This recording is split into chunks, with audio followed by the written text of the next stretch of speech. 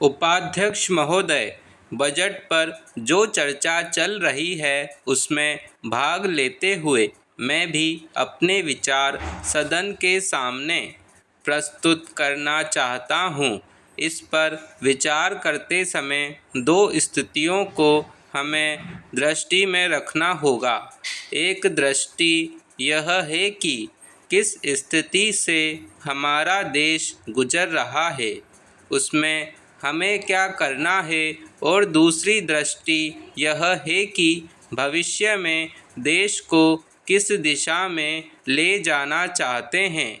जब तक इन दोनों दृष्टिकोणों को सामने रखते हुए इस बजट को नहीं जांचेंगे, तब तक हम यह निर्णय नहीं कर पाएंगे कि यह जो बजट हमारे सामने रखा गया है वह देश की दृष्टि से उचित बजट है या नहीं।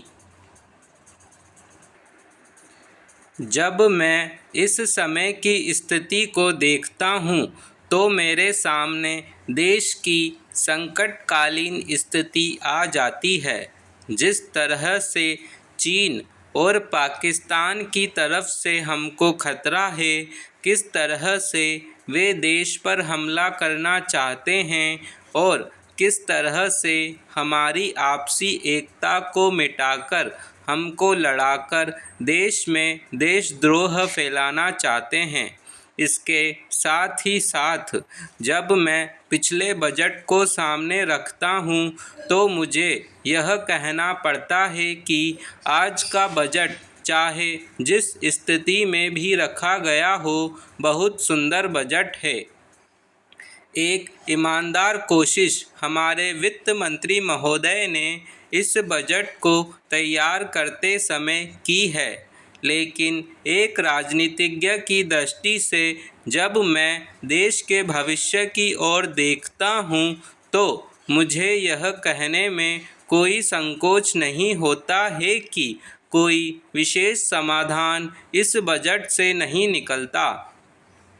मैं जिस पार्टी से संबंध रखता हूँ उसका जो उद्देश्य है उसको सामने रखते हुए मैं यह कह सकता हूँ कि जो हमारे सामने आदर्श हैं वे सब आज ही पूरे नहीं हो सकते।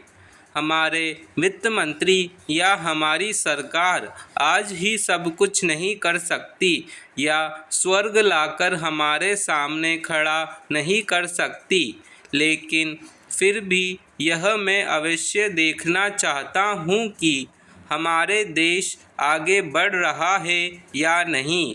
जिस दिशा में हम आगे नहीं बढ़ रहे हैं उसे देखकर मुझे निराशा अवश्य होती है।